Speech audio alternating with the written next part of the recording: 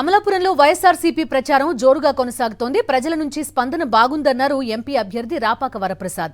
జగన్మోహన్ రెడ్డి ప్రభుత్వం చేసిన సంక్షేమ పథకాలే తమకు శ్రీరామరక్ష అన్నారు.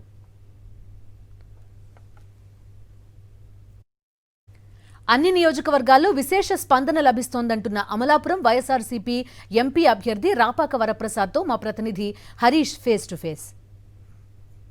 బిఆర్ అంబేద్కర్ కోనసీమ జిల్లా అమలాపురం పార్లమెంటరీ అభ్యర్థిగా రాపాక వరప్రసాద్ వైఎస్ఆర్సీపీ అభ్యర్థిగా ఎన్నికల్లో నిలబడ్డారు. సార్ చెప్పండి, ఏ నియోజకవర్గాల్లో ఇప్పటికే పర్యటించారు? జన స్పందన ఎలా ఉంది? చాలా బాగుందండి. జనంలో అయితే స్పందన చాలా బాగుంది.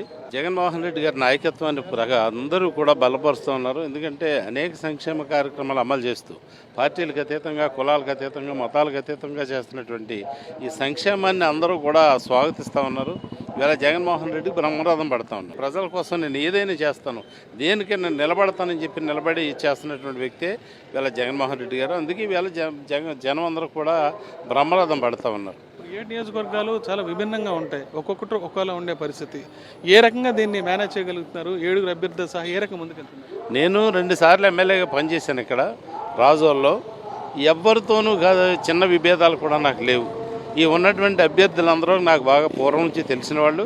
నన్ను అందరూ స్వాగతిస్తూ ఉన్నారు. ఎవరు కూడా నన్ను వ్యతిరేకించినటువంటి పరిస్థితి లేదు. ఈ నియోజకవర్గాల ముందు నుంచి నేను తిరుగుతూ ఉన్నాను. తోట తిరుమూర్తులు గారు నాకు బాగా స్నేహితుడు.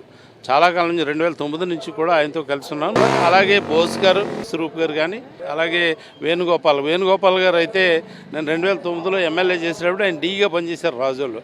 అప్పటి నుంచి పరిచయాలు ఉన్నాయి.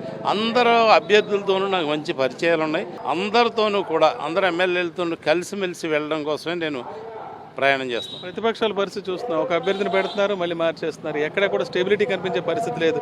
ప్రజల దగ్గర రిలయబిలిటీ ఉన్న అభ్యర్థులు అయితే ప్రతిపక్షాల్లో ఆ టీడీపీలో కానీ జనసేనలో కానీ మనకు కనిపించట్లేదు. జగన్మోహన్ రెడ్డిని చూస్తే భయం, వాళ్ళకి భయపడుతూ ఉన్నారు జగన్మోహన్ రెడ్డిని చూసి.